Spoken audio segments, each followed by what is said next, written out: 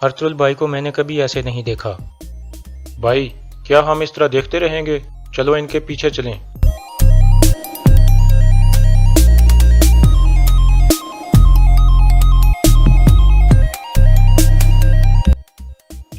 अपनी तलवारें फेंक दो।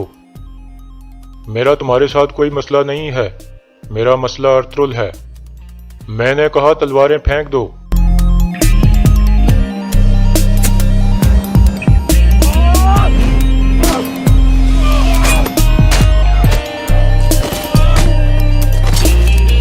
बांध दो इनको।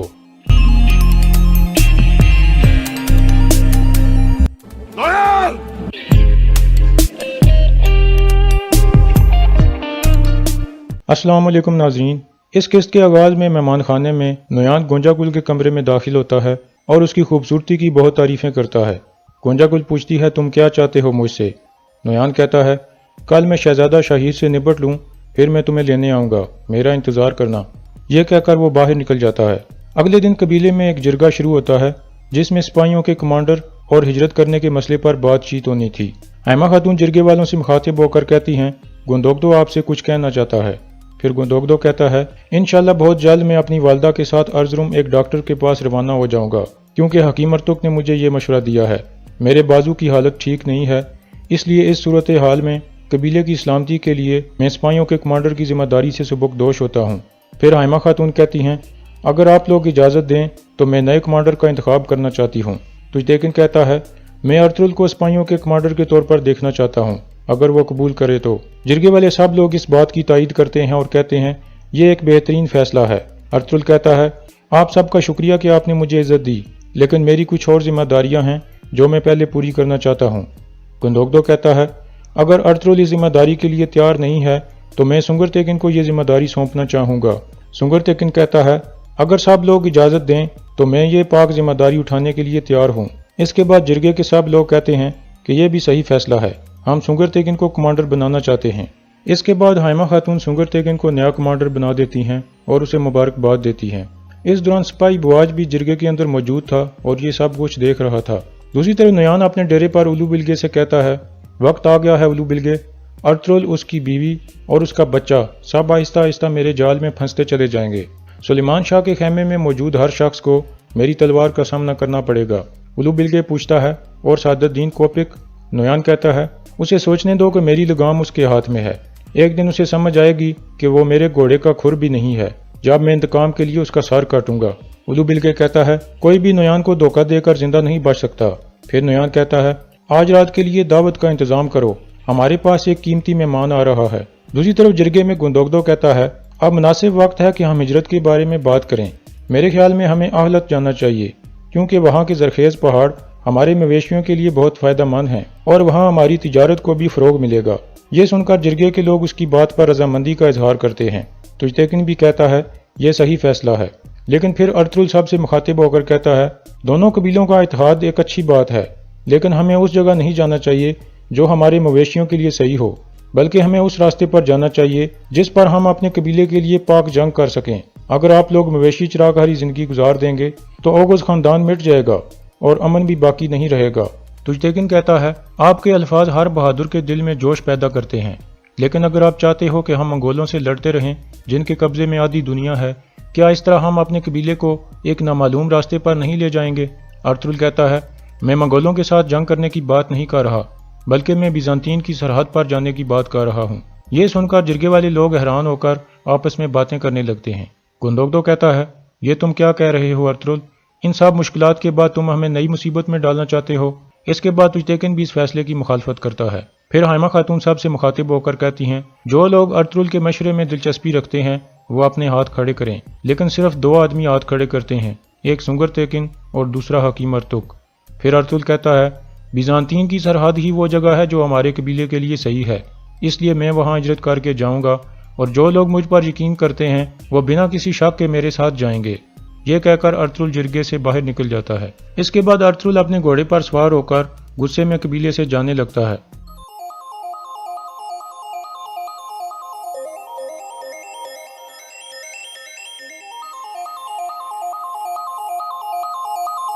अर्तुल भाई को मैंने कभी ऐसे नहीं देखा।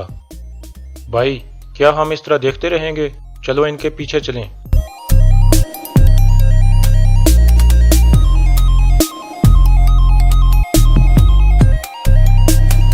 اس کے بعد ارطغرل کے تینوں ساتھی بھی اپنے گھوڑوں پر سوار ہو کر ارطغرل کے پیچھے روانہ ہو جاتے ہیں۔ دوسری طرف ارطغرل کا بھائی دھندار اور حلیمہ کا بھائی شاہیر اپنے محافظ سپاہیوں کے ساتھ ایک جگہ پہنچ کر رکے ہوئے تھے۔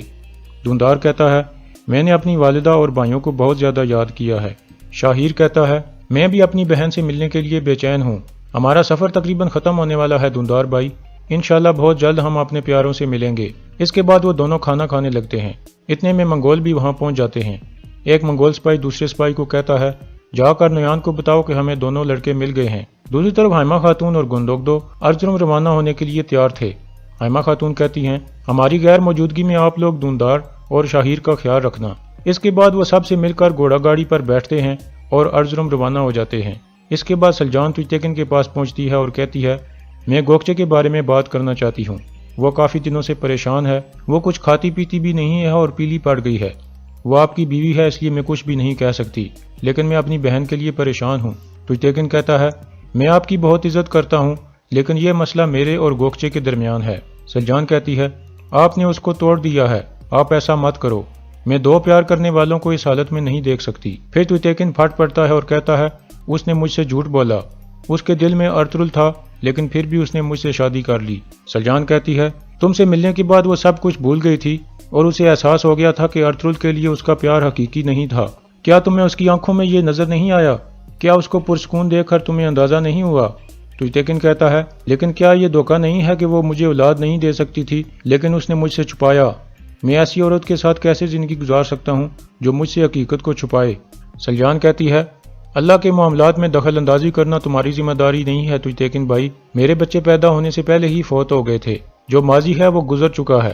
اللہ نے تمہاری تقدیر میں گوکچے کا پیار لکھا ہے، اس لیے اس کو تکلیف نہیں دینی چاہیے جو آپ سے پیار کرتا ہو اور جسے آپ پیار کرتے ہوں۔ تویتیکن ایک طرف جا کر کہتا ہے، یہ مسئلہ میرے خیمے میں رہنا چاہیے سلجان خاتون، آپ اپنا کام کرو اور ہر کسی کو اپنے درد میں مبتلا رہنے دو۔ یہ سن کر سلجان باہر نکل جاتی ہے۔ دوسری طرف دھندار اپنے سپاہی سے پوچھتا ہے، کیا آپ تیار ہو؟ سپاہی کہتا ہے، ہم تقریباً تیار ہیں، آپ جب چاہیں ہم یہاں سے روانہ ہو سکتے ہیں۔ اتنے میں چاروں طرف سے منگول ان پر حملہ کر دیتے ہیں۔ ایک سپاہی دھندار اور شاہیر کو بھاگنے کو کہتا ہے۔ اس کے بعد وہ دونوں چند سپاہیوں کے ساتھ ایک طرف چلے جاتے ہیں، جبکہ باقی سپاہی منگولوں سے لڑنے لگتے ہیں۔ ایک سپاہی قبیلے کی طرف بھاگتا ہے تاکہ اس حملے کے بارے میں جا کر بتا سکے، لیکن اس دوران ایک منگول اسے تیر سے نشانہ بنا کر زخمی کر دیتا ہے۔ نویان اور الو بلگے بھی وہاں پہنچ جاتے ہیں۔ نویان بھی قبیلے کے سپاہیوں کو مارنے لگتا ہے اور وہاں موجود سب سپاہی مارے جاتے ہیں۔ پھر وہ سب منگول دھندار اور شاہیر کے پیچھے بھاگتے ہیں۔ آہستہ آہستہ دھندار اور شاہیر کے تمام محافظ سپاہی مارے جاتے ہیں اور وہ دونوں اکیلے رہ جاتے ہیں۔ پھر ایک طرف سے نویان آواز دیتا ہے، تم نویان کا مقابلہ نہیں کر سکتے، اپنے ہتھیار پھینک دو۔ دھندار شاہیر کو کہتا ہے، ہم ہتھیار نہیں ڈالیں گے شاہیر، اگر ہم نے ایسا کیا تو ہم مارے جائیں گے۔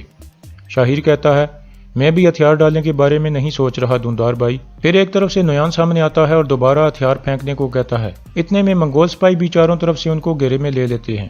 دوسری طرف ارطغرل جنگل میں پہنچ گیا تھا۔ اتنے میں وہ ایک گھوڑا دیکھتا ہے جس پر قبیلے کا سپاہی زخمی حالت میں پڑا تھا۔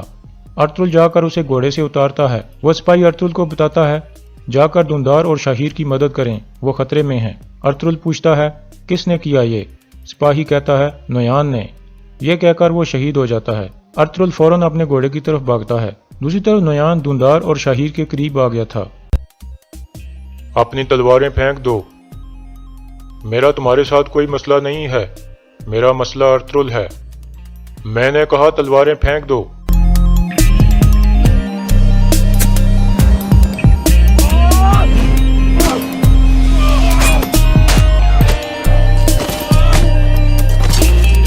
باندھ دو ان کو۔